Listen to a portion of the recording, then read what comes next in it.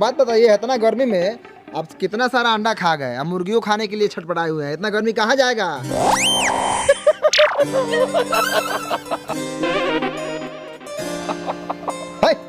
कथी मटका मटकी कर रहे हैं? ये लाइव चल रहा है, कैमरा सामने है तो रंडी लेकिन दांत चल रहे हैं। दरोगा है सामने, साला तुम मुजरिम के झटके ले बड़े।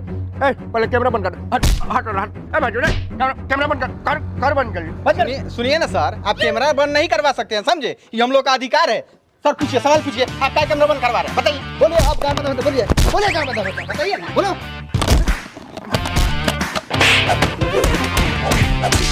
नमस्कार। अभी साला चुप। अभी जोन पिटाइले है सब क्लिप डिलीट कर, ओके बाद बोलिए। सर आप मेमोरी तोड़ के फेंक दिए, कहाँ से आएगा? देखिए सर, आप लोग हमको मारे हैं तो हम लोग बुरा थोड़ी माने हैं, ये तो खुशी की बात है। तो आप खुशी मनावे करेंगे। आज हम अपना घर 2 किलो मीट ले जाएंगे। हमारा घर आज 5 किलो मिठाई जाएगा। हम लोग आज दिवाली मनाएंगे।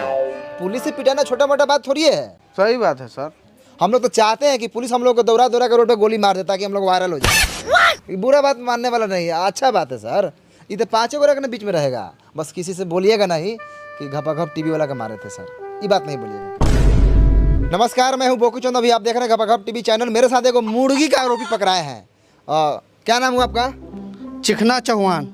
चिकना चौहान जी हैं, बगल में इनकी पत्नी है और एक मुर्गी गोद में ली है।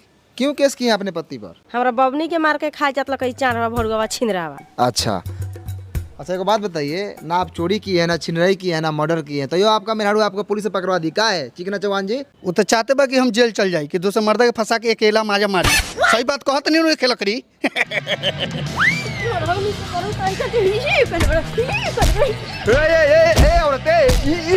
पुलिस के सामने क्या करता? चलो थाना में सीधे एफआईआर करियो।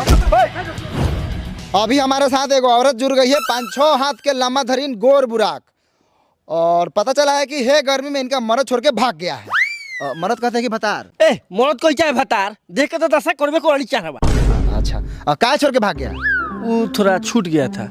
छूट गया? कथी छूट गया? पुई। पुई? ये पुई कथी होता है? सर गैस वैस बना होगा तो हवा चला होगा। हा दादी थी क्या? आज तक की सबसे बड़ी खबर डोरीपुर बिहार से गर्मी के दिन में। सर रुकिए, हम लोग पूरा राय विचार करके आए हैं कि हम लोग को काती काती चाहिए। पागल बढ़ेगा? हट यार, लाइव चल रहा, तू पागल बढ़ेगा रे। सर रुकिए ना, पहले नोट कर लीजिए काती काती चाहिए, उसके बाद में कीजिएगा। मंत्री जी, हमरा के पहचान जानी कि ना? याद करी हम रउआ के वोट देले रही, तबे रउआ जीते रही। ए तंके देर बंद करी ना, सामानों से लिखवा ली, ओकरा बाद चालू कर ले। हम पहले 2 पंखा लिख ली, 2 कूलर हमर। हट भांज लड़ो लिखवाना जुजुआ साला, देखे ना का साला रिपोर्टिंग करता नहीं।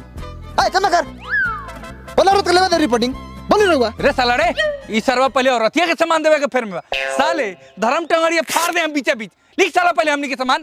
के लेखा बतिया थे मरदे। ए मरदे, हमनी का राशन वाला थोड़ी बनिया हुआ कि सामान लिखिए हुआ। हमनी का आवाज उठाइले, बुलंद करीले, अब सामान देवल ना देवल सरकार के नु काम बा।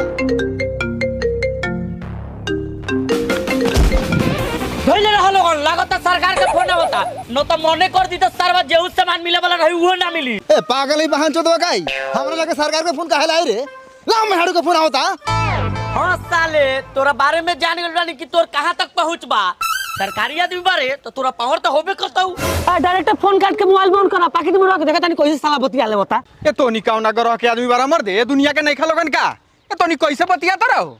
सरकार के फोन रिपोर्टर लगे अतई ना, गार्जियन के फोन आवल है, हमरो बाल बच्चे बाहर चल जाले तो हम फोन करके कहले कि चल आओ, तो सब काम धंधे छोड़ के चल आवले। ए तो तू बाल बच्चा के गार्जियन बारा, सरकार के अलग सिस्टम है। हमनी लगे फोन कहलाता है। ओ हमनी के सामान लिखी के तही मार के खपा देवल जाओ। ए कैसे बतिया रहा है भाई? सामान लिखो, लिखो सामान। पहले कैमरा स्टार्ट होगा तब ना सरकार के पास पहुंचेगा। चालू कर, कैमरा चालू कर। हाँ बोलिए, कैसे चाहिए? 3 कूलर बस। और आपको? गोर होने वाला क्रीम एक काटू। ए भाई तू 2 कार्टून में गोर नहीं होगा, तुम्हारा 5 कार्टून करा देते हैं। और आपको? 2 पंखा। 2 पंखा। तो सारा सामान रिकॉर्ड हो गया। तो जितना सामान आप सुने हैं सब सामान भिजवा दीजिए ढोंडीपुर, तुरंत फौरन। चलिए। हमसे ना पूछबे का रे? आपको कथी चाहिए? मरई के घर में एगो एसी लगवा दी। माने मरई के घर में एसी लगेगा तो काहे नहीं लगेगा? कैसे लगी? तो मरई में तो 75 छेद बा। छेद नहीं है सर, भुमाक है, भुमाक।